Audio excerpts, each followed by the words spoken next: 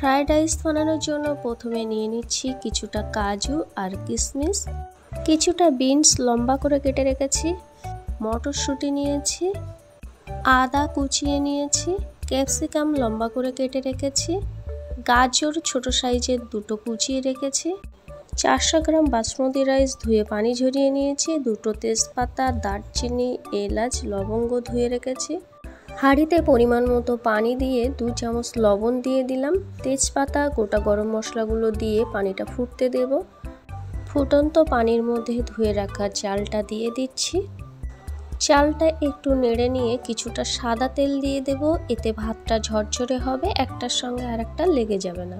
ভাতটা 90% হয়ে গেছে, এখন এটা নামিয়ে নেব।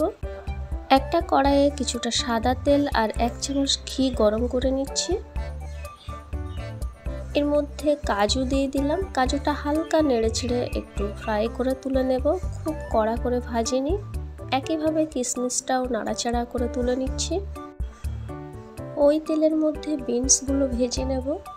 সবজিগুলোর কালার চেঞ্জ হওয়ার ভয়ে কেউ যদি ভেজে না নিয়ে সিদ্ধ করে নেন তাহলেও হবে। সামান্য লবণ দিয়ে দিলাম, আপনারা চাইলে সামান্য পরিমাণ গোলমরিচের গুঁড়ো ব্যবহার করতে পারেন। একইভাবে গাজর কুচানোটাও আমি হালকা ভেজে নেব।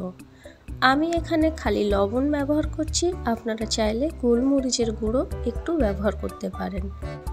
সবশেষে ক্যাপসিকামটাও দিয়ে দিলাম, হালকা লবণ দিয়ে দিয়েছি। এর মধ্যেই মটরশুঁটিটা দিয়ে দিচ্ছি। একটু নেড়ে ছেড়ে হালকা ফ্রাই করেছি, সেই কারণে আমার সবজিগুলোর কালার খুব একটা চেঞ্জ হয়নি।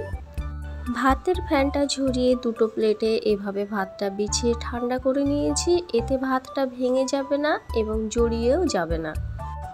কড়াইয়ের মধ্যে সাদা তেলটা একটু উপর দিক থেকে ছড়িয়ে দিয়েছি যাতে সব দিকে তেলটা লেগে থাকে। এখন 1 চামচ ঘি গরম করে নিয়ে সামান্য সাদা তিল দিয়ে দিলাম, আদা কুচি দিয়ে দিচ্ছি 1 চামচ। আদার কাঁচা গন্ধটা যাওয়া পর্যন্ত নেড়ে ছেড়ে নেব। এর মধ্যে একটু জয়িত্রী দিয়ে দিলাম, কয়েকটা গোটা গরম মশলা দিয়ে দিলাম। জয়িত্রী দেওয়াতে এর ফ্লেভারটা অনেকটা ভালো আসবে। বানিয়ে রাখা ভাতটা দিয়ে দিচ্ছি। 1 প্লেট ভাত দিয়ে একটু নেড়ে ছেড়ে নেওয়ার পর ভেজে রাখা সবজিটা দিয়ে দিচ্ছি। এবার উপর থেকে আরেক প্লেট ভাত দিয়ে দিচ্ছি। এখন সবজির সঙ্গে ভাতটা ভালোভাবে নেড়েচেড়ে মিশিয়ে নিতে হবে। ভাতটা মেশানোর সময় হালকা হাতে এবং বারবার সাইড থেকে খুন্তি নাড়লে ভাতটা ভেঙে যাবে না। ভাত রান্না করার সময় এবং সবজি ভাজার সময় আমি লবণ ব্যবহার করেছি, এখন সামান্য লবণ দিয়ে দিলাম। চিনি মিক্সচারে গুঁড়ো করে নিয়ে 2 চামচ দিয়ে দিচ্ছি। ডাইরেক্ট চিনি ব্যবহার করলে চিনি অনেক সময় ঠিকঠাক গলে না এবং খাওয়ার সময় মুখে পড়ে। এভাবে চিনি গুঁড়ো করে দিলে খুব দ্রুত ভাতের সঙ্গে মিশে যায় এবং টেস্টটা ভালো আসে। 1 চামচ সোয়া সস ব্যবহার করছি।